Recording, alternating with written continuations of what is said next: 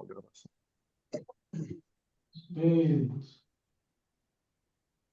Pronto, deu certo, né? Então, primeiramente, eu gostaria de agradecer, né, a oportunidade de apresentar novamente esse trabalho, agora aqui na roda de conversa da nossa linha de trabalho. Acho que é interessante, como eu fiz também na jornada, colocar um pouco a história desse trabalho. E que é interessante é que ele surgiu, a ideia desse trabalho, assim, embrionariamente falando, surgiu numa das rodas de conversa da linha de trabalho. Por quê? Porque eu havia apresentado num relendo um trabalho que depois eu vim discuti-lo também aqui na roda de conversa. Era um trabalho também sobre a relação entre sabedoria de matriz africana e a psicanálise, né? Era um trabalho que tinha como título, não sei se eu vou ser fiel ao título do meu trabalho, Não Batam nas Crianças, uma Dívida com a Vida. Então, eu articulava essa questão com o conceito de dívida simbólica, né? Que é importante para nós no psicanálise.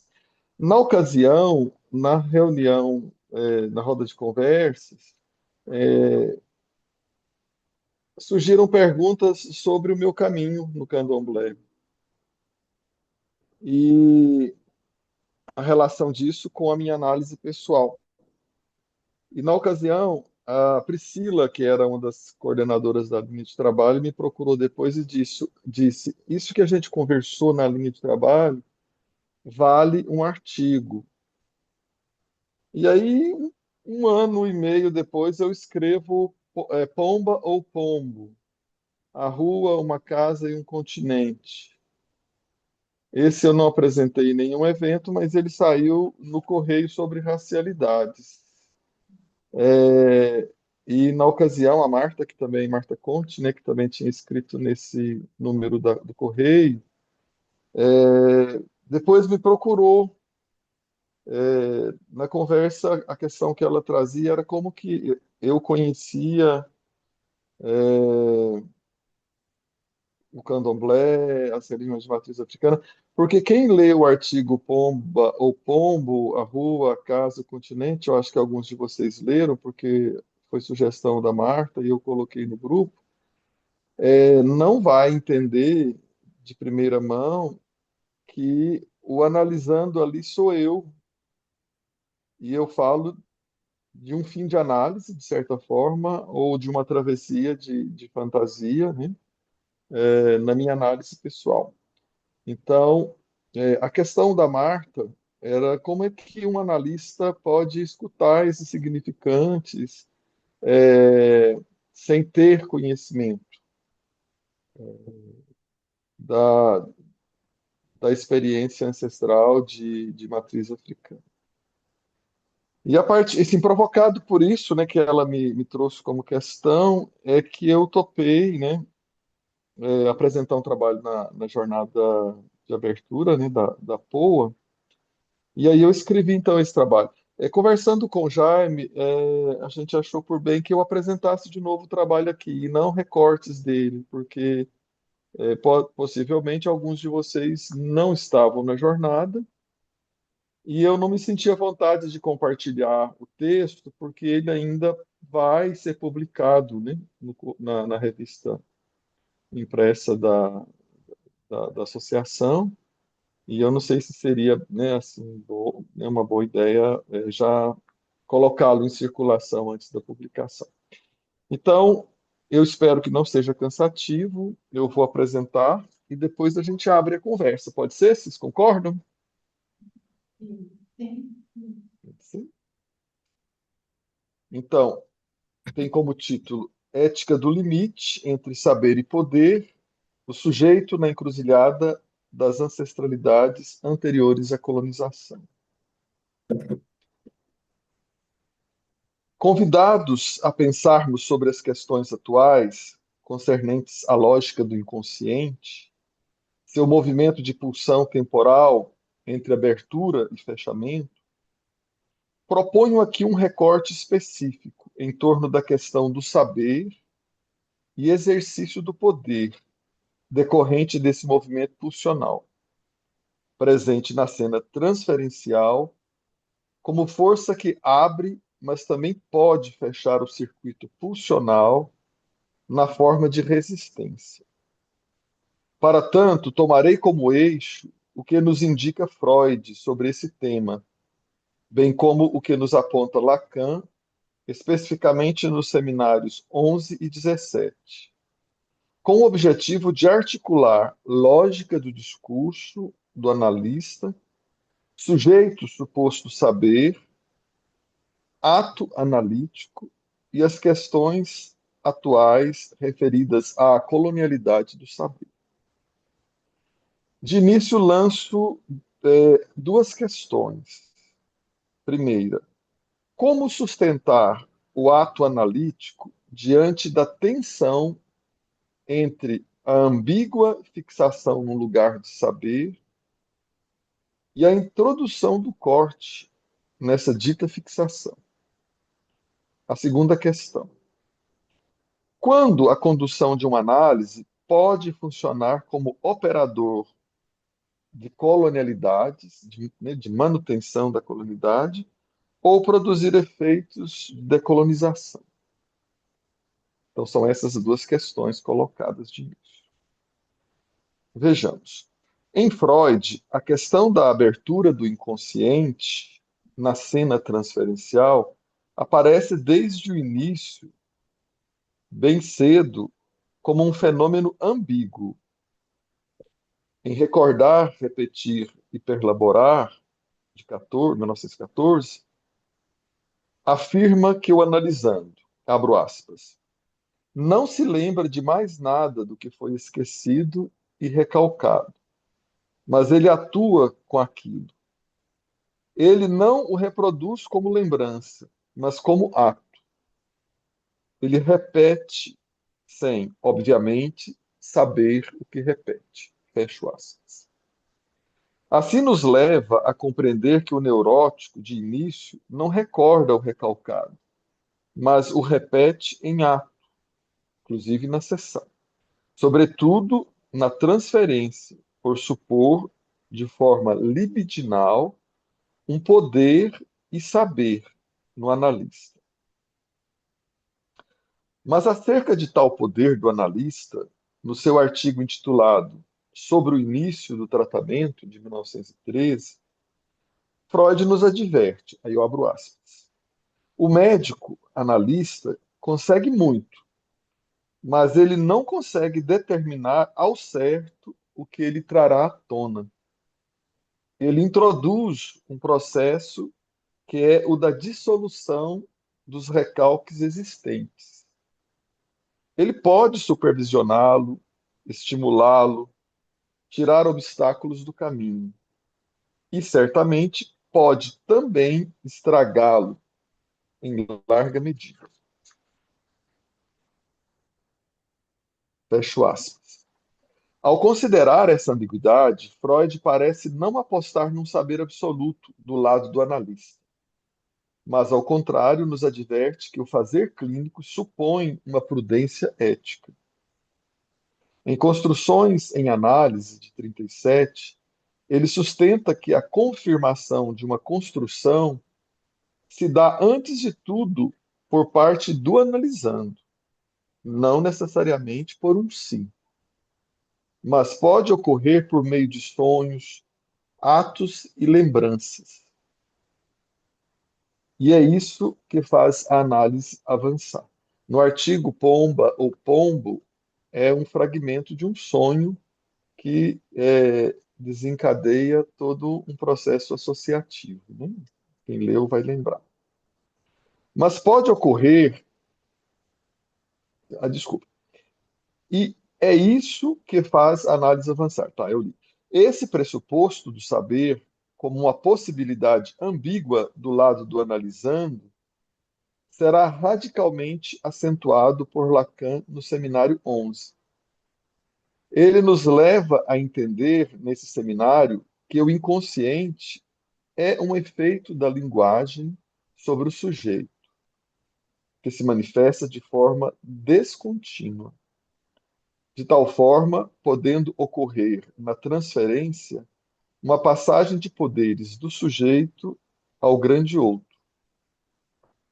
Ele diz assim, abro aspas, além do mais, poderíamos ficar aí à vontade em nossa própria teorização, por reconhecer que há ali um momento muito significativo da passagem de poderes do sujeito ao outro, aquele que chamamos o grande outro. O lugar da fala, virtualmente, o lugar da verdade. Fecho aspas. Abertura e fechamento do inconsciente não são, portanto, acidentes técnicos, mas efeito estrutural ligado à transferência, enquanto lugar de risco na sustentação do saber.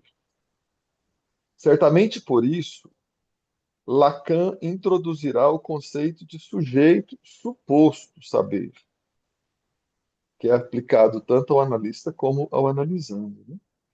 Trata-se de um suposto saber, visto que, para ele, a verdade é não toda. E nem sempre essa verdade do sujeito fará um furo no ouvido do analista. Sobre isso, Lacan afirma algo decisivo no seminário 11. Abro aspas. A transferência é a resistência. Fecho aspas. É um aforismo, né, de certa forma. E ele já havia afirmado em seus escritos que a resistência é do analista. Ou seja, não se trata apenas de resistências que surgem na transferência, mas da própria transferência como operadora de fechamento do inconsciente, quando o lugar do saber solidifica imaginariamente o grande outro num lugar fechado de poder. Como na dialética do senhor e escravo de Hegel, lida por Lacan em diferentes momentos de seu ensino, buscando entender a base do desejo como desejo do outro e desejo de reconhecimento pelo grande outro. Numa montagem onde pode ocorrer a captura subjetiva e silenciamento do sujeito, e até mesmo da sua ancestralidade, ou mesmo a surdez do analista, quando este não consegue fisgar na fala de seus analisandos significantes, por exemplo, relacionados à história e a modos diversos de existir no mundo. Significantes relacionados a outras epistemologias. Epistemologias, às vezes, censuradas e apagadas pela colonização. Negligenciar a presença de tais significantes equivale, de algum modo, manter o próprio inconsciente fechado, inclusive o inconsciente do analista, uma vez que nos referidos escritos encontramos afirmado, abro aspas, o inconsciente é o capítulo de minha história que é marcado por um branco ou ocupado por uma mentira. É o capítulo censurado, fecho aspas. Acerca desses processos de apagamentos na história da colonização no Brasil, afirma Reginaldo Prandi, abro aspas, a coerência entre narrativas independentes, amarrando os acontecimentos uns aos outros, construindo relações de causa e efeito numa linha do tempo, não define o mito nem a mitologia. Tal exigência de lógica causal é um artifício da história, ciência, e de sua chamada metodologia que se vale disso para transformar em verdade única a fala de apenas uma das partes envolvidas, a dos vencedores. Fecho aspas. Nessa esteira, o pensamento decolonial nos oferece ferramentas importantes para interrogar o estatuto do saber nas diferentes modalidades discursivas que vêm tecendo a nossa história. Autores como Grada Quilomba, entre outros, mostram que, em territórios colonizados, o saber moderno se constrói pela exclusão de certas vozes, produzindo silenciamentos e alienação subjetiva. A esse respeito, Quilomba mesmo afirma, eu abro aspas, para dar palavra a ela. Como acadêmica, por exemplo, é comum dizerem que meu trabalho acerca do racismo cotidiano é muito interessante, porém não muito científico. Tal observação ilustra a ordem colonial na qual intelectuais negras, negros residem. Tais comentários funcionam como uma máscara que silenciam nossas vozes assim que falamos. Eles permitem que o sujeito branco posicione nossos discursos de volta nas margens, como conhecimento desviante, enquanto seus discursos se conservam no centro, como a norma. Nesse capítulo, quem leu esse livro, né, ela começa fazendo uma analogia com o ícone, né, a imagem da escrava Anastácia com a mordaça de ferro. É, é bem nessa lógica de entendimento que Neuza Souza Santos, em sua obra Tornar-se Negro, evidencia como o racismo estrutura o campo do grande outro enquanto campo de poder, incidindo diretamente sobre os processos de identificação. E Nego Bispo, por sua vez, em diferentes momentos de sua obra, propõe como saída para tal silenciamento epistemologias contracoloniais que recusem a universalização do saber, tal como se encontra sustentado pela racionalidade ocidental.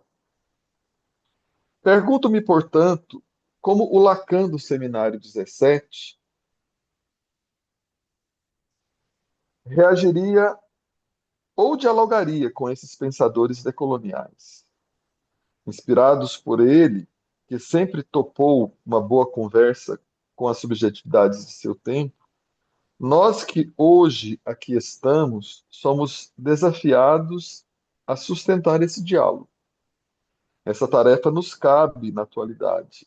Isso se nosso desejo for a busca de novos entendimentos e contribuições para a clínica em intenção e extensão. Nesse sentido, acredito ser importante ir mais além, ou seja, que nós, analistas, que escutamos sujeitos améfricos latinos, parafraseando a Neuza, né? A Lélia, né? Possamos compreender a lógica das coloniais e como estas articulam a relação com o saber-poder. Assim, pela via do letramento racial, deixarmos falar as vozes ainda hoje soterradas.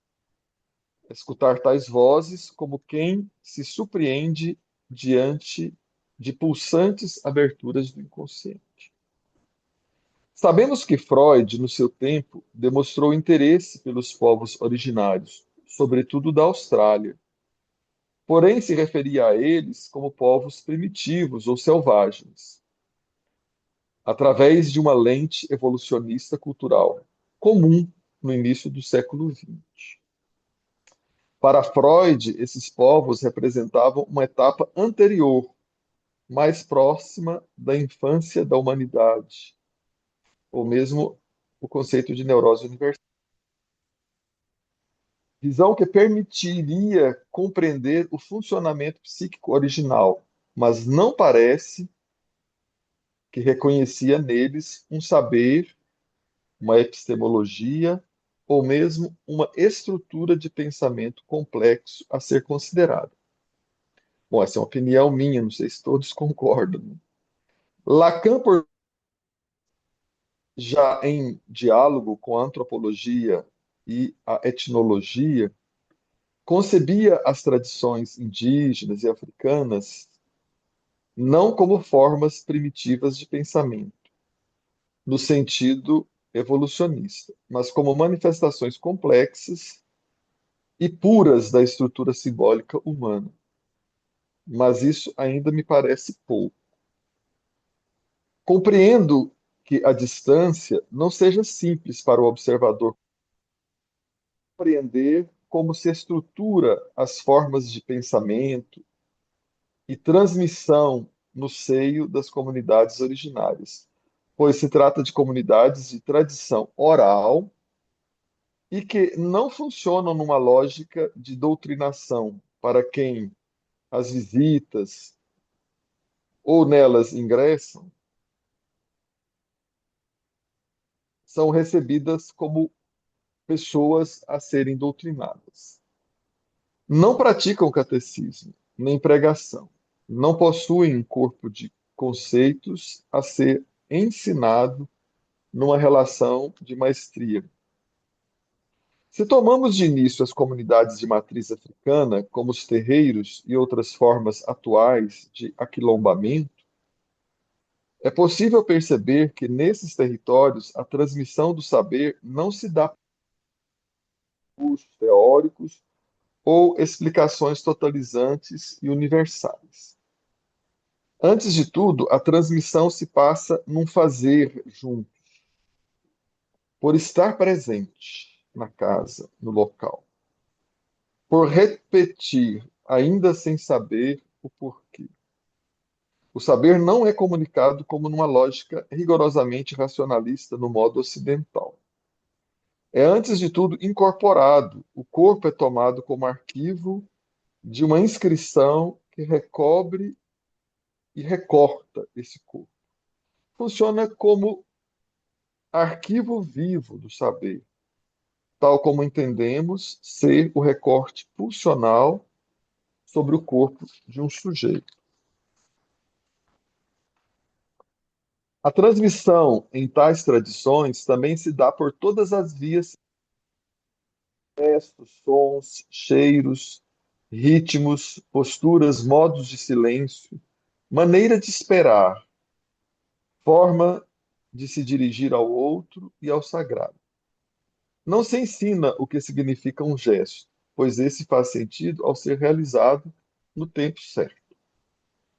O pensamento Nagô implica uma liturgia corporal. O saber Nagô é performativo. A esse respeito, afirma Muniz Sodré, abro aspas, a corporeidade está no centro de tudo, no jazz e em outras formas musicais diaspóricas. Origina-se da organização rítmica e gestual, uma matriz corporal que se desterritorializa e que viaja, acionada pela alegria. A palavra é sempre som, isto é, uma presença física singular, que se expressa na intenção do outro, para desaparecer logo em seguida e renascer renovada na repetição em que implica o ritual. Fecho aspas. No terreiro de Candomblé, o tempo é tempo também para compreender. O tempo é o orixá Iroko, mestre e rei, como canta Gilberto Gil. Abro aspas. Tempo rei, ó tempo rei, transformai as velhas formas do viver. Ensinai-me, ó Pai, o que eu ainda não sei. Fecho aspas. Nas tradições de matriz africana, o saber decorre do tempo, não de um mestre, não é fixo, é circular, sempre em ato. Não aprende tudo de uma vez, nem porque se quer, nem porque se perguntou. Aprende-se quando se está pronto, quando o corpo suporta, quando a função chama, quando se passa mais de uma vez pela mesma situação. O tempo protege o saber, protege-o da apropriação indevida, da curiosidade colonizadora, da redução ao conceito, que tenta liquidar o enigma e suas múltiplas possibilidades de interpretação. É comum entre os Nagô a expressão isso é isso, mas não é isso. Há coisas que não são ditas, não se explicam, não se traduzem fora do ato da experiência. A esse respeito, Muniz Sodré, numa das suas cartas, a esse respeito diz Muniz Sodré, abro aspas, numa de suas cartas, Mãe Aninha, uma das maiores zeladoras de orixás da tradição Nagô, é taxativa. Aí ele, né, o Muniz Sodré, abre aspas para colocar a palavra que é mesmo dela. Diz Manhaninha, nem tudo pode ser escrito. Fecho aspas para Manhaninha e continuo com o Sodré. É nesse sentido que o pensamento Nagô implica uma liturgia corporal. Fecho aspas. Nem tudo escrever, manter o saber sob um véu do mistério ou como enigma, isso não é ignorância. Trata-se de uma ética do limite, na busca do conhecimento e exercício do poder. Saber tudo também é impossível. O saber Nagô resiste à captura justamente porque não se oferece inteiro ao olhar do outro. É bem por isso que, apesar do massacre sofrido pelos negros no período colonial no Brasil, esses povos deportados sobreviveram e conseguiram preservar saberes que lhes são próprios, protegendo-os da força destrutiva colonizadora.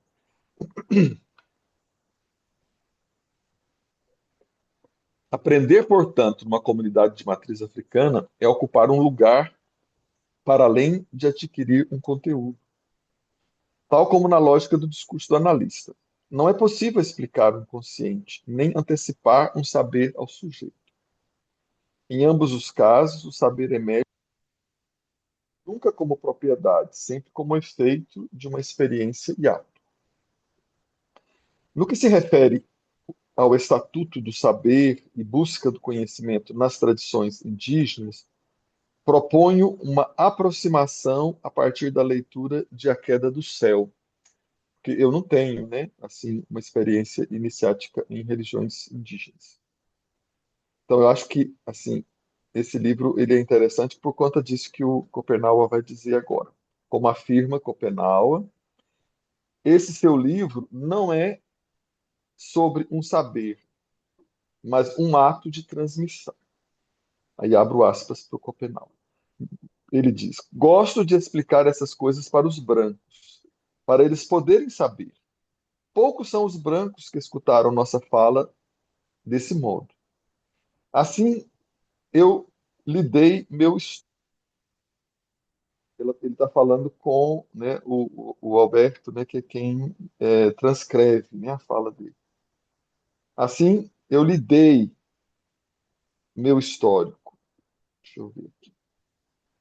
Eu lhe dei meu histórico para você responder aos que se perguntam o que pensam os habitantes da floresta.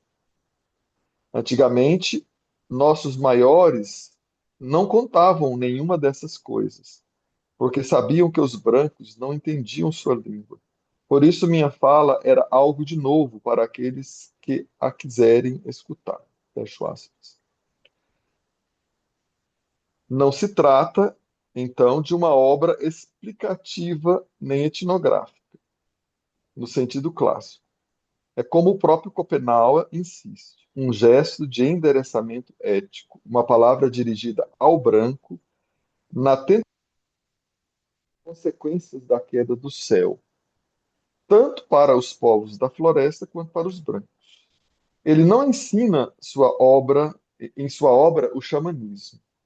Dirige-se ao outro, redefinindo o estatuto do saber, não como conteúdo disponível, mas como palavra implicada, situada, atravessada pelo risco da perda, da queda do céu e de suas consequências. Não é, portanto, um saber abstrato, neutro ou destacável do território do corpo, onde se inscreve de forma iniciática a linguagem dos espíritos da floresta. Assim nos diz Schopenhauer, abro aspas, o pensamento dos xamãs se estende por toda parte, debaixo da terra e das águas, para além do céu e nas regiões mais distantes da floresta e além dela. As inumeráveis palavras desses lugares e as de todos os seres do primeiro tempo. É por isso que amam a floresta e querem tanto defendê-la. A mente dos grandes homens, dos brancos, ao contrário, contém apenas o traçado das palavras emaranhadas, para as quais olham sem pararem suas peles de papel. Fecho aspas. O saber xamânico é uma postura que sustenta o céu. Quando o céu cai, não cai uma metáfora, cai o regime de sustentação do mundo. Isso rompe radicalmente com a epistemologia ocidental, na qual o saber pode existir separado da vida e ser levado ou explorado consequências para a vida na Terra. Em A Queda do Céu, perder o saber sobre a floresta e seus mistérios é perder o mundo. Trata-se, portanto, de uma transmissão como responsabilidade, não como ensino abstrato.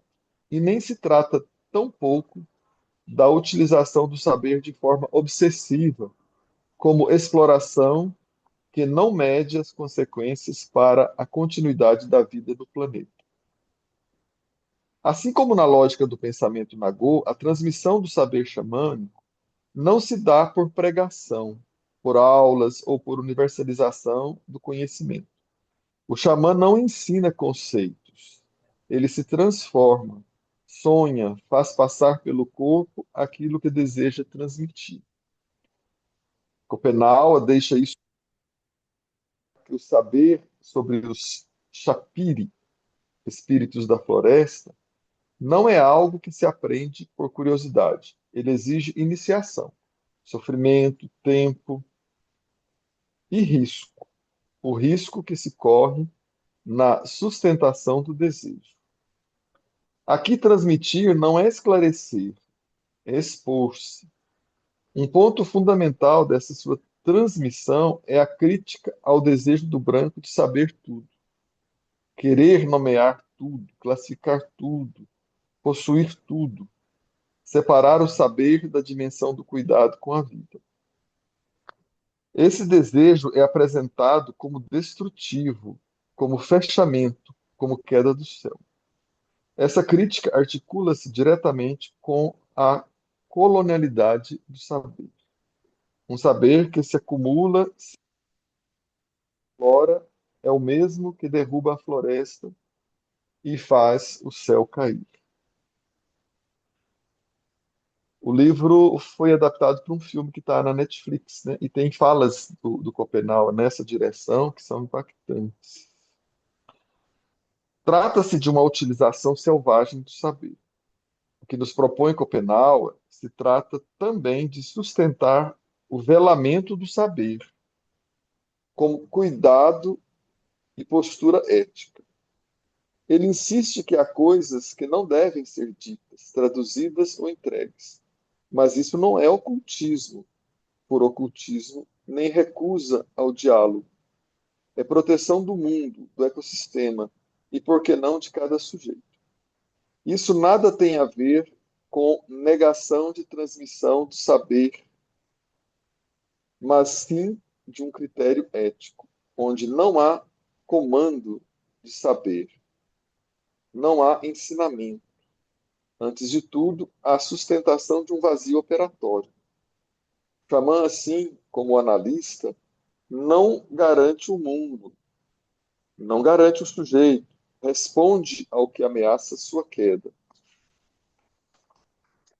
A queda do mundo e a queda do sujeito. Trata-se de um ato de palavra, no sentido forte, um ato que tenta impedir a queda, não pela explicação, mas pelo endereçamento de um enigma, que pode ou não produzir efeitos de deslocamento.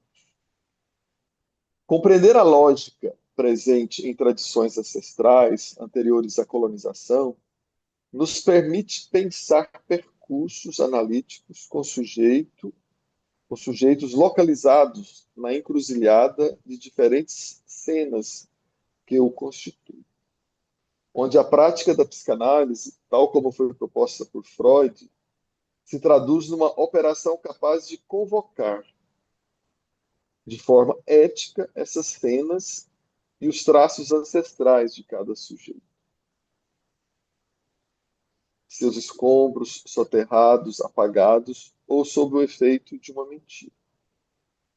Traduzi-los para que surtam efeitos de travessia, do sintoma neurótico à dívida simbólica, a um saber fazer com as marcas traumáticas da colonização.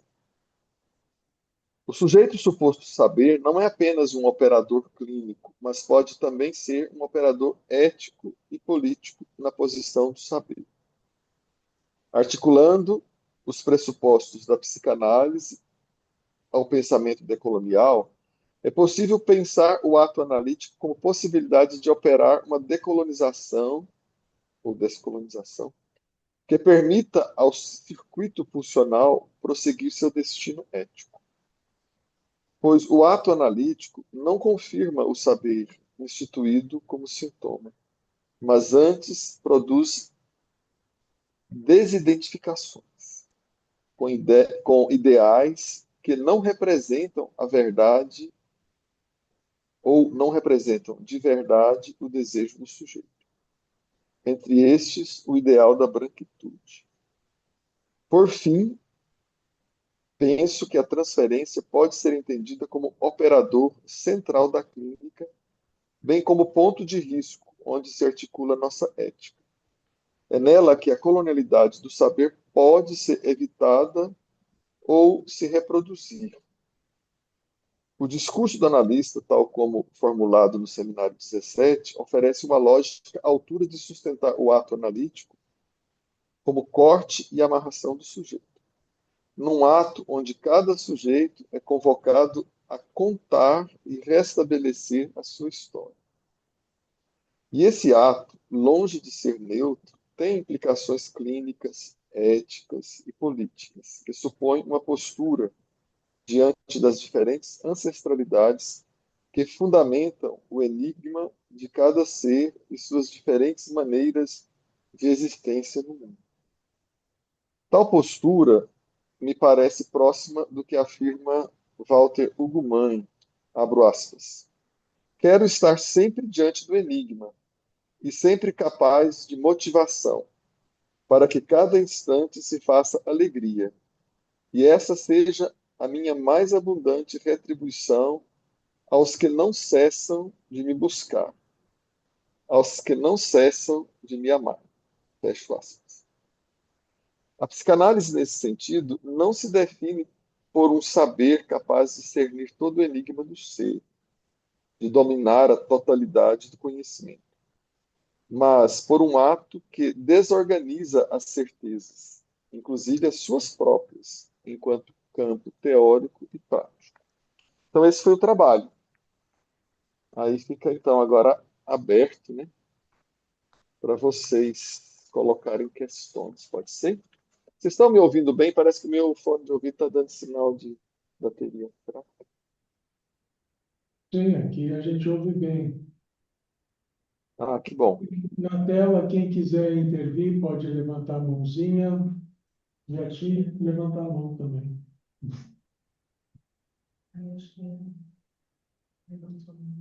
Quem levantou?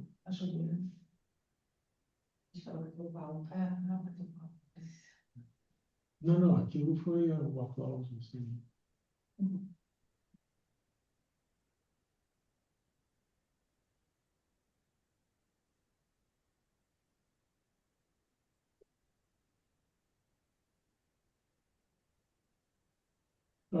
Marcos, me ocorre te fazer a seguinte questão. Primeiro, dizer que o texto que saiu publicado no Correio, quando falas da tua experiência, eu acho interessante aquele artigo junto com esse que tu expuseste hoje, porque naquele fica muito claro de onde tu falas, qual é a posição enunciativa. E lá, não sei se vocês chegaram a ler, ou quem está na tela chegou a ler, ele testemunha na sua experiência de análise como a sua casa, de um lado da rua, uma formação cristã católica, e do outro lado da rua, a casa de um tio e familiares, onde havia um terreiro, onde praticavam o candomblé. E esse outro lado da rua era absolutamente proibido. Proibido, temido e fascinante.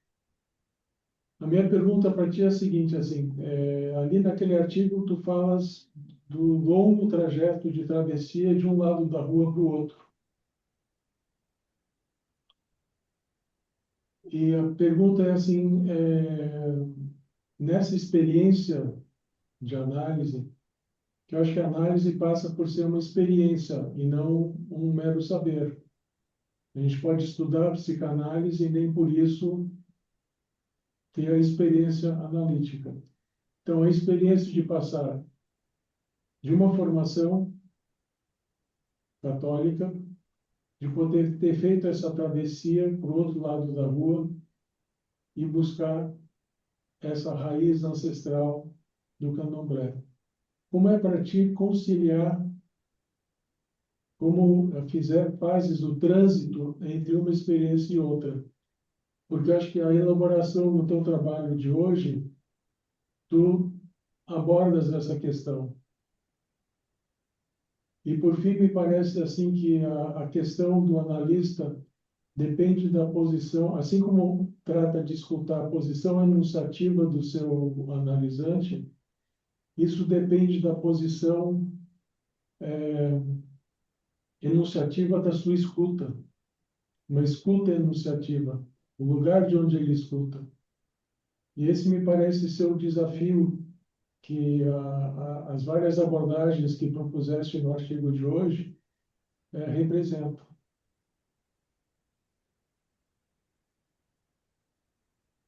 Muito boa questão, obrigado. A gente vai fazer uma rodada ou eu vou reagindo de acordo com cada questão? O que que você acha? Alguém mais gostaria de levantar uma questão?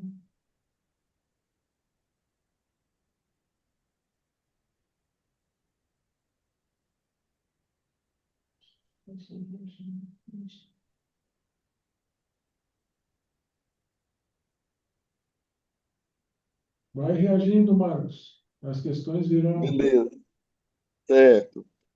Então, quando eu fui ouvindo a sua questão, me ocorreu uma coisa também interessante, que eu atravesso a rua, mas eu vou seguir carregando uma ancestralidade também cristã. Então, eu vou ter que haver com duas dimensões da minha ancestralidade nesse percurso, né? Isso realmente é muito difícil. Mas, se a gente for olhar nas estatísticas, me parece que é mais de 50% da população brasileira que vivencia uma dupla pertença religiosa, inclusive, né? Por efeito da própria colonização mesmo, né? Vamos dizer assim, né? Os escravos deportados não tiveram escolha, né? Tiveram que acolher a fé cristã e passaram a praticá-la também, né? É interessante que os primeiros terreiros de candomblé na Bahia surgiram dentro das confrarias dos homens pretos, né? Se vocês costumam viajar para algumas cidades, por na própria cidade de Goiás, aqui, que é a antiga capital do estado, a gente tem igrejas que eram tem a igreja do Rosário, né, que é no Largo do Rosário, que era uma igreja de confraria de homens pretos. Tanto é que é um lugar onde acontece muita apresentação de congada nessas igrejas do Rosário, né, em diferentes lugares do Brasil. Então, assim, não é realmente, né, não sei se eu entendi bem sua pergunta, mas assim, você fala de uma experiência, né, que se dá na análise, no meu caso, e você falou uma coisa que eu acho muito interessante, que é não adianta o tanto que o analisando estudou, e também não adianta o tanto que o analista estudou, mas é uma posição, né, tanto do analista quanto do analisando, que não é da ordem, justamente como você disse, da quantidade de saber acumulado, mas é da ordem de um ato mesmo, né, analítico, de uma experiência. E eu acho interessante também dizer que, mais do que para uma analista, né, eu acho que isso retoma também a questão da Marta, e que você retoma de algum modo, mais do que para um analista ele ter experiência num terreiro de candomblé, ou num grupo de capoeira, ou, né, numa aldeia indígena, tem mais a ver com a posição dele na escuta, que é a forma como ele vai sustentar o saber. Se ele corre o risco de sustentar o saber numa posição de quem sabe, não de suposto saber, né? De quem se identifica com o saber e cristaliza esse lugar, como eu falo no texto, não terá seus ouvidos furados por significantes da história do analisando. E é interessante que no terreiro, a minha experiência é a de que também não adianta procurar saber enquanto conteúdo, porque hoje a gente tem muitos livros interessantes, publica muitos interessantes publicados sobre candomblé, sobre o saber no candomblé, sobre Fá, mas a minha experiência de ler sobre, ela é interessante quando ela é comparada com o aprendizado que eu vivencio dentro do terreiro. E existe uma expressão, né, comum, né, no candomblé, que candomblé se aprende no candomblé, não em livros, né? Porque é uma tradição oral, não é uma tradição escrita. O meu babalaô, ele está escrevendo um livro, e é muito interessante. Ele está escrevendo um livro onde ele está abordando a cosmovisão do candomblé, uma antropologia do candomblé, temas sobre ética e estética, como que isso é entendido no candomblé, variados temas. Eu acho que vai ser uma contribuição muito interessante quando conseguir publicar. E eu tô caminhando com ele nessa escrita, ele me pede para ler e reagir a esses textos, e assim, são de uma riqueza muito grande. Mas não é a mesma coisa aprender no cotidiano em casa, né? Na casa de candomblé, no cotidiano do terreiro. Então, acho que isso que você traz é interessante, o Jaime. Não sei se eu te respondo, né? Mas se não, você retoma e a gente continua dialogando. Obrigado, Marcos.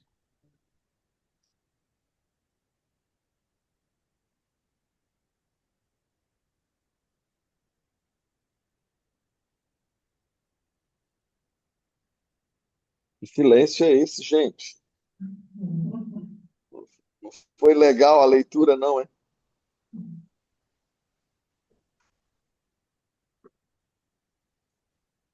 Eu achei interessante, eu agora me associei sobre essa questão do sincretismo, né, de que também, né, de toda a segregação que houve, né,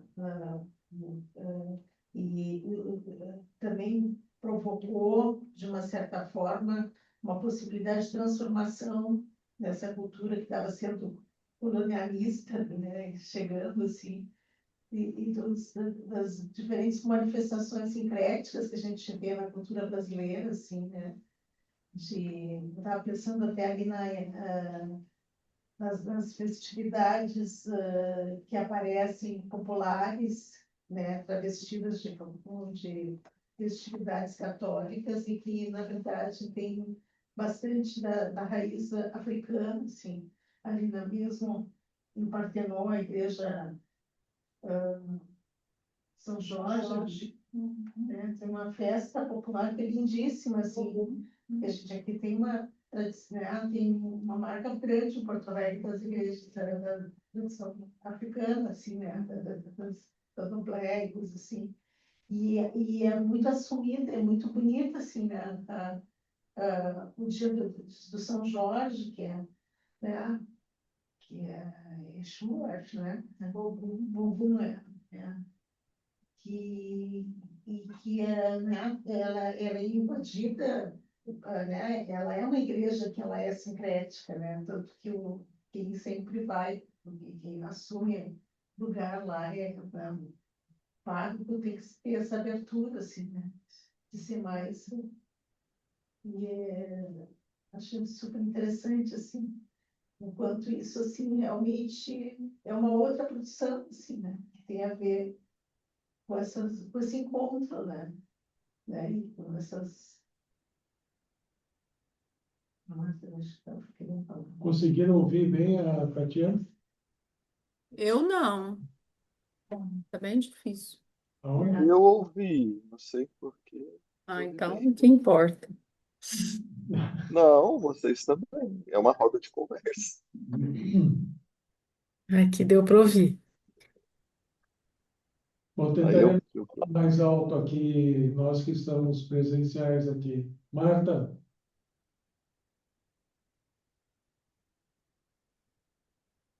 Marta, não dá para ver, tu talvez tá. valha a pena repetir para a Adriana, né, que foi a Tatiane que falou, não foi? Isso. Foi. Só em síntese, né, ela disse assim, pelo que eu entendi, nem é uma pergunta, mas é assim, o que a gente está conversando a fez pensar no que ela observa, né, de uma festa na igreja de São Jorge, se eu entendi bem, no Partenon, que é uma festa que expressa mesmo, né, essa experiência do sincretismo como constitutivo de muitos sujeitos. Sim, a Marta. Eu estava aqui, muito obrigada por essa leitura, eu achei maravilhosa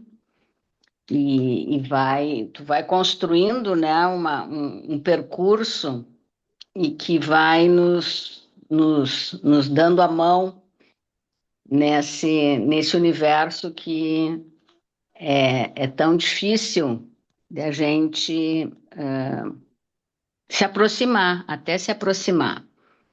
Porque, como tu bem disse, uma aproximação de um branco num coletivo, né, afro, que funciona meio como um quilombo, é bastante delicado, né, porque, porque a gente tem essa sede de saber e temos esse valor na escrita que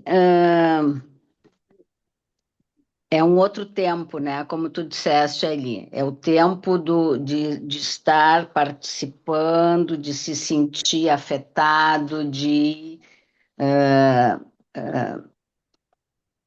ir trilhando, né? Sem injunções, sem injunções. Mas aí eu pensei o seguinte, a relação a violência da colonialidade, né, que se dá em relação ao saber, em relação ao poder, porque no Rio Grande do Sul agora lidera o ranking de brasileiros que se declaram de religião de matriz afro, né? Aumentou, triplicou de 2010 a 2022. Então, o Rio Grande do Sul está liderando, está com 3,2%. No Rio de Janeiro é 2,1%. São Paulo, 1,6%. E, incrivelmente, na Bahia, somente 1%. E o IBGE aponta aí que a maior razão disso é o medo e a intolerância religiosa, né? Então, esse crescimento da vinculação à Umbanda em Candomblé acompanha todas as políticas de cotas, né? A possibilidade de frequentar um terreiro sem ser criminalizado, né? Então, pensando a relação entre essa violência da colonialidade, que fez tanto tempo as pessoas não terem acesso não terem liberdade de se autodeclarar, vinculada à religião de matriz afro, e a relação com a psicanálise, né? Como que a gente, enquanto psicanalista, lidamos com isso? Como é que isso aparece na escuta? E o que foi silenciado, né, há tanto tempo?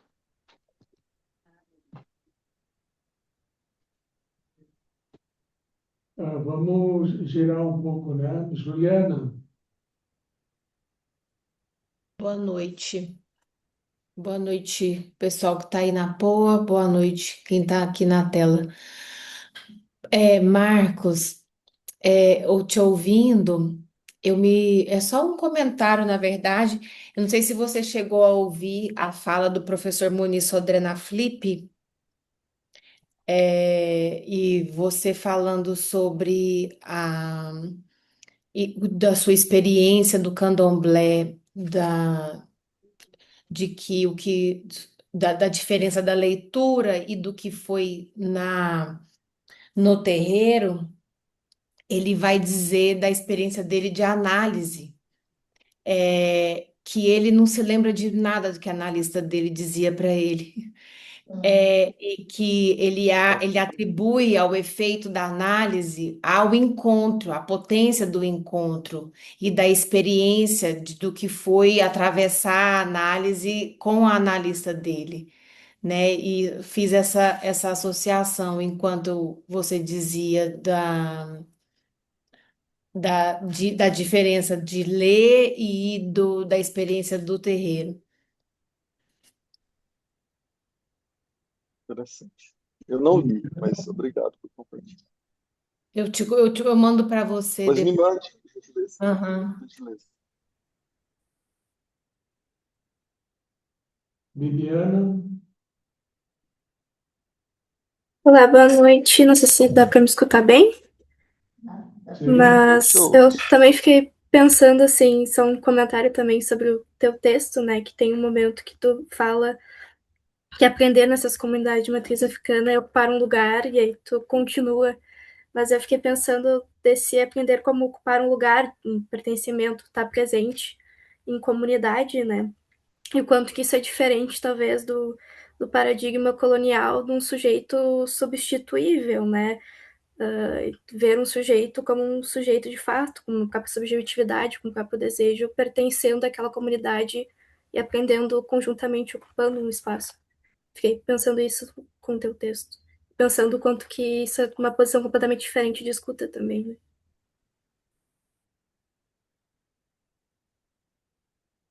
Marcos, e depois a gente pode dar mais uma volta. Então, eu acho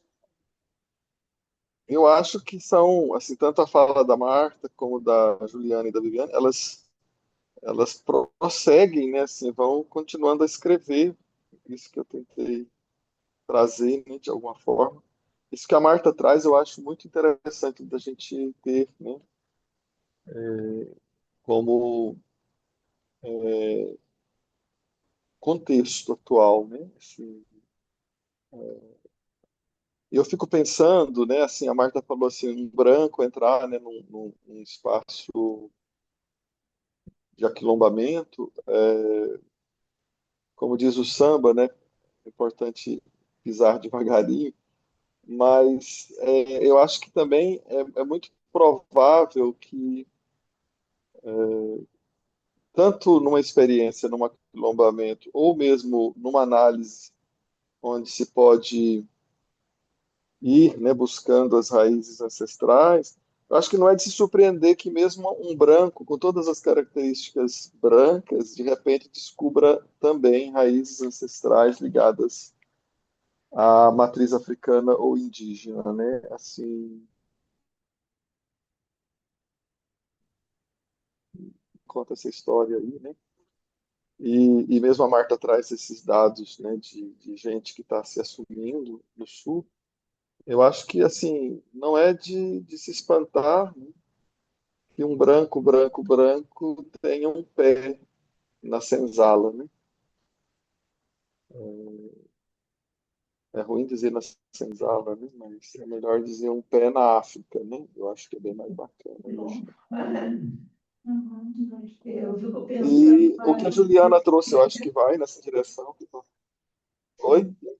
desse interesse, talvez, da gente fazer parte de uma grande, de um pertencimento como brasileiro, né? Eu acho que isso tudo também nos pertence, mesmo que a gente não tenha, né, vamos dizer, uma vivência pessoal, mas na medida que a gente faz parte dessa cultura, também há um desejo, acho que genuíno, assim, né, dessas aproximações. Eu acho, né, que não é um estranhamento tão grande, assim. Eu acho que, né, de conhecer, de poder estar ali, né, se a gente também se coloca como pertencente a essa cultura brasileira, de uma certa forma, que também isso é uma marca, assim, essa marca. Exato.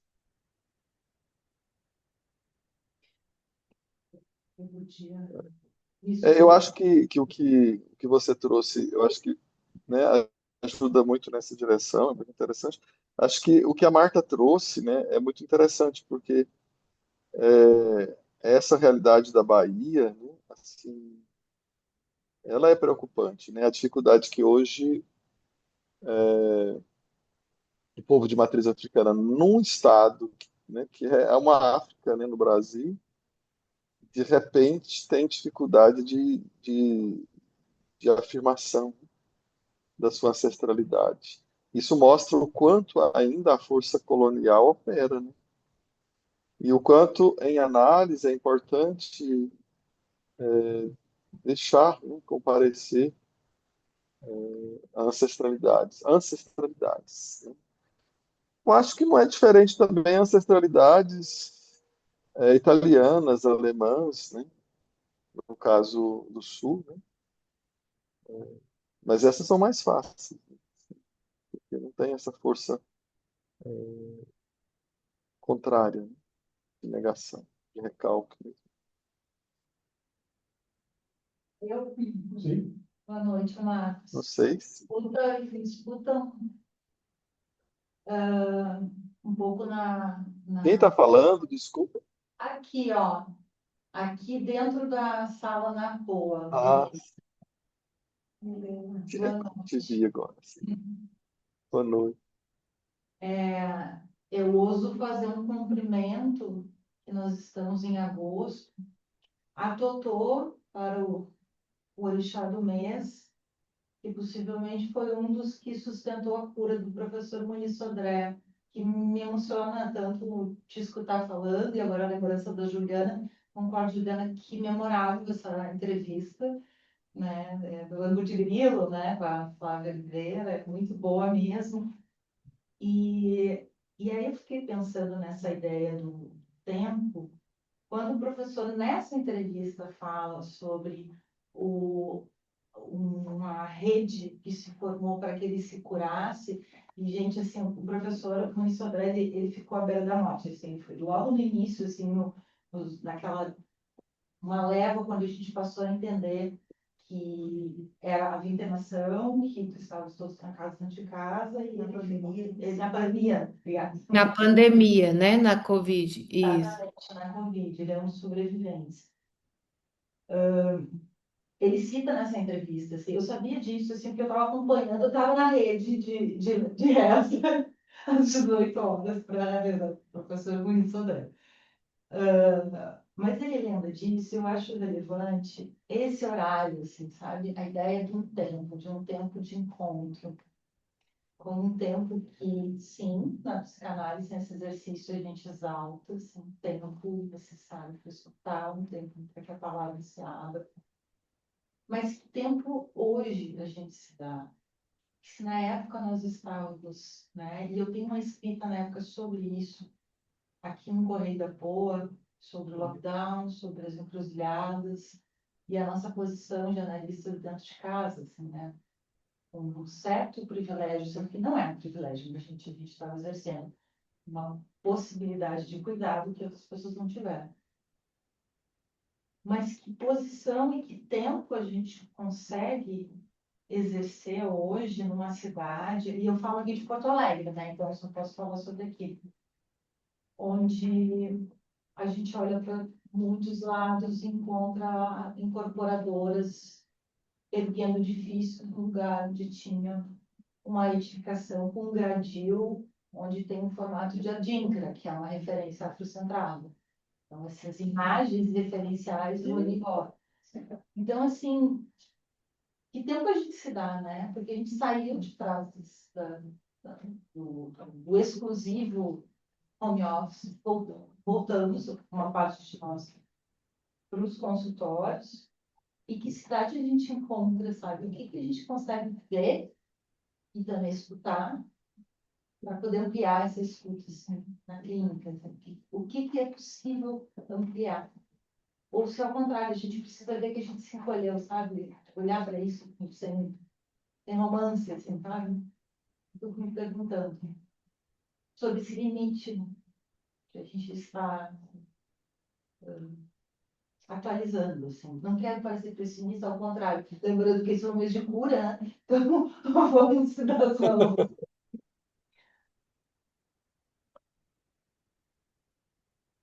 Como é que é seu nome? Porque eu não consigo ver os rostos com muita nitidez.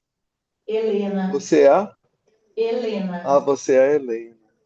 Eu lembrei agora de você. Legal, olha, o seu texto de repente é um texto para trazer para cá depois, né? A nossa roda.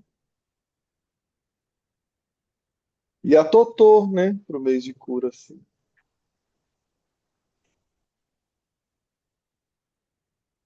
E acho que a sua questão nem é só uma questão, ela é a afirmação de um desafio que nós temos, né? Me parece.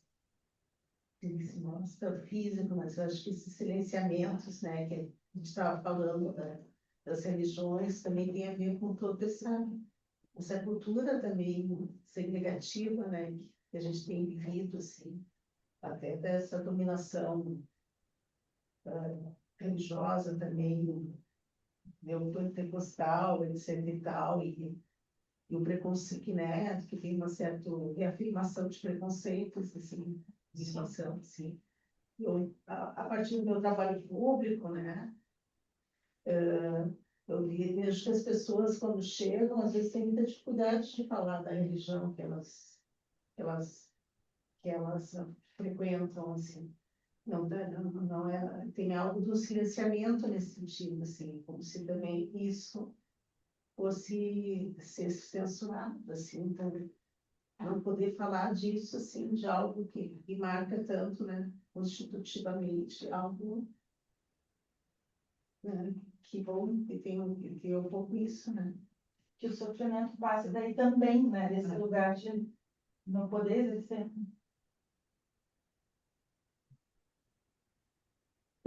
Eu acho que a gente precisa zelar, né, por esse espaço onde, como se diz no Nordeste, né, essas tradições possam se criar, né, possam realmente se expressar e se fortalecer. Porque existe outro risco também, que talvez assim, não sei se vocês têm pensado nisso, mas eu vou fazer uma analogia. O mesmo risco que a psicanálise corre de uma superficialidade por conta das redes sociais, né, da mídia, o fato de que muitas pessoas se autorizam, né, no campo psicanalítico, às vezes sem um profundo conhecimento e prática condizente da psicanálise. O mesmo acontece com as religiões, sobretudo as religiões de matriz africana,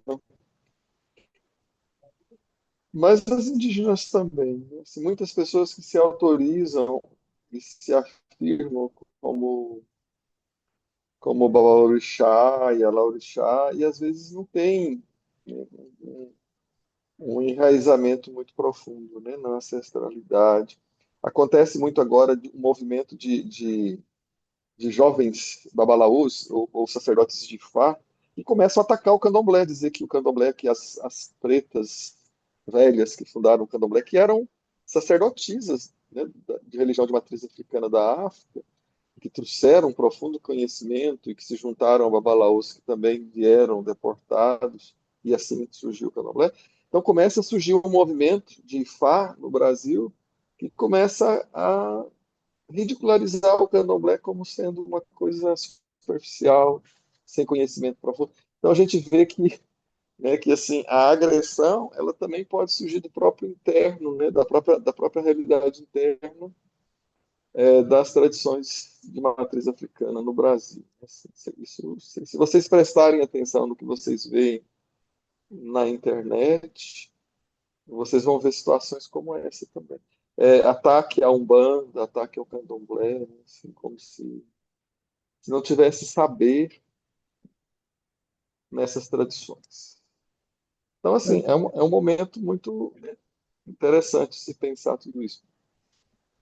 Acho que tem uma questão em relação ao racismo religioso e à intolerância em relação às religiões de matriz africana e outras de parte do cristianismo, tem a ver com a ordem que Jesus colocou no final da sua vida, quando ele diz assim: ide por todo mundo, pregai o evangelho a toda criatura e fazei discípulos de todas as nações.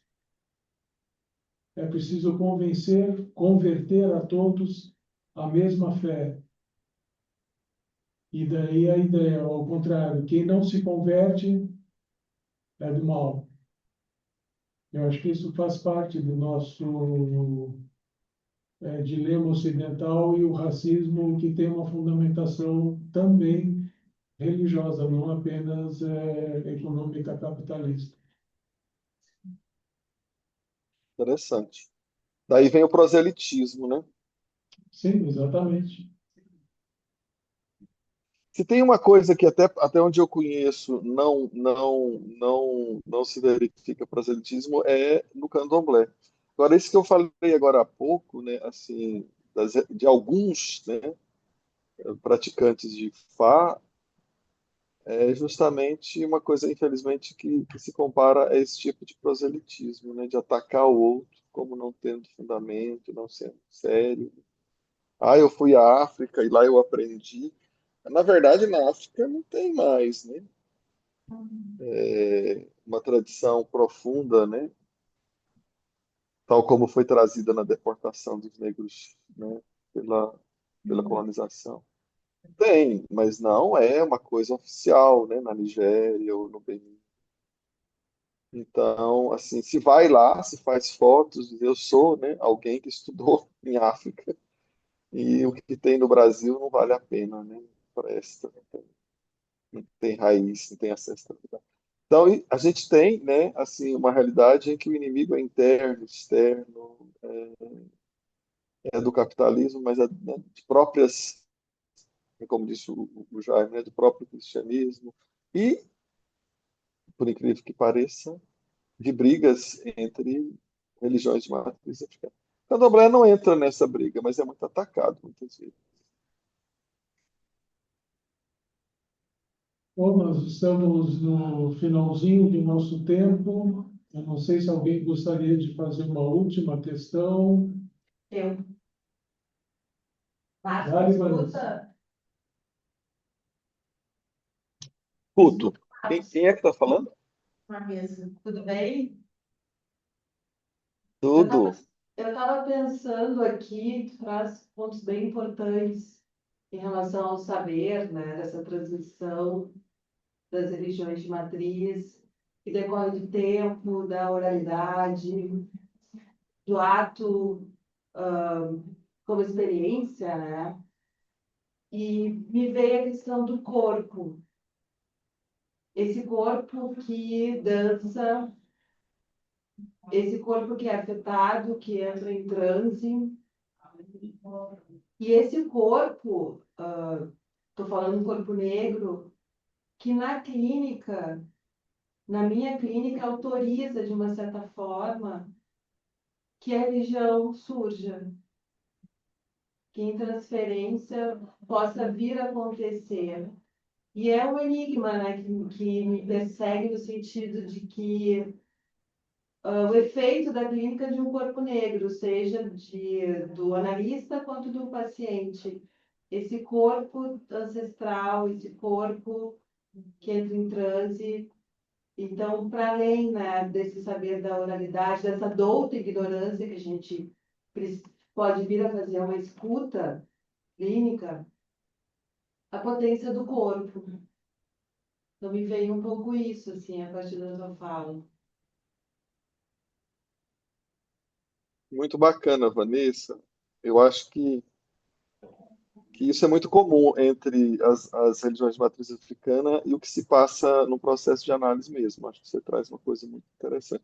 E eu acho que isso se liga ao que a Juliana trouxe também, né? Do texto que ela cita. Quando você falou, Juliana, inclusive, teve uma falha na transmissão. É uma entrevista de quem com quem? Eu achei interessante o tema, mas eu não consegui pegar de quem.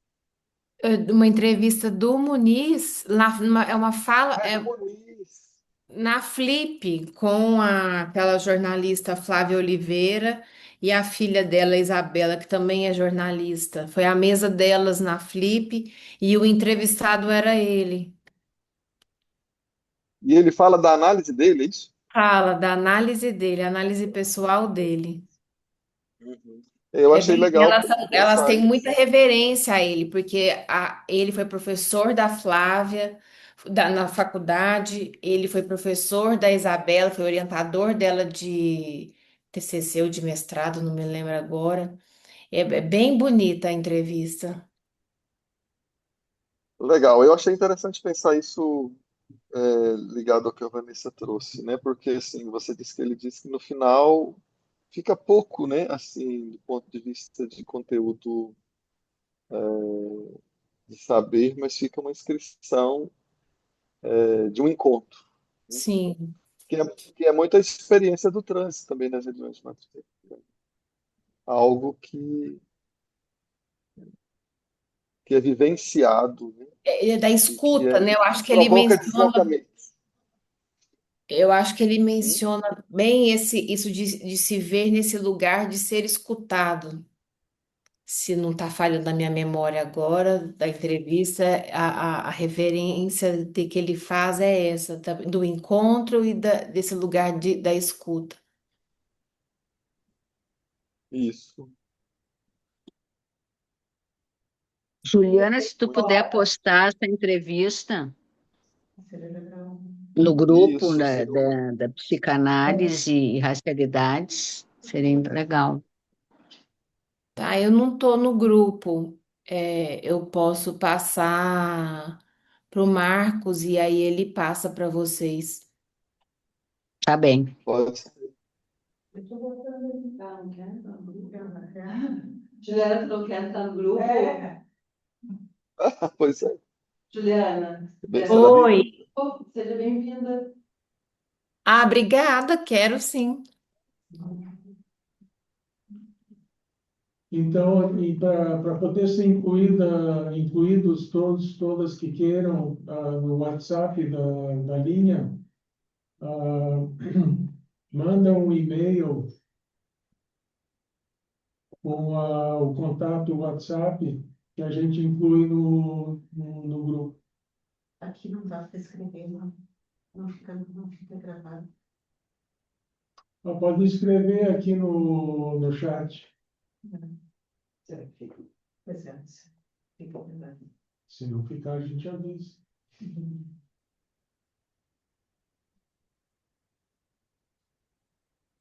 Bom, gente, foi uma linda conversa. Marcos, muito obrigado por trazeres a tua experiência e tua produção em torno dessa experiência, a participação de todos, todas. E em setembro ainda não temos programado, mas já aproveito para avisar que no dia 7 de outubro vamos ter um encontro sobre autismo e racialidades, com a participação do Nilson Siebenberg e da Ana Laura. E a convidada é a Letícia de Gonçalves, que trabalha com isso aqui no Sul, na URGS. Mas vocês receberão a divulgação a respeito. Então, gente, uma boa Bom, noite. obrigado pelas trocas. Muito obrigada. Obrigada, Melhor Marcos. se vocês Obrigada. seguirem Boa na noite. sala. Obrigada, gente. Boa Boa noite. noite. Boa Obrigado, noite. Márcia. Boa noite. Boa noite. Obrigada. Obrigada, Marcos. Obrigada Boa noite. mesmo. Tem que parar de gravar, né? Sim.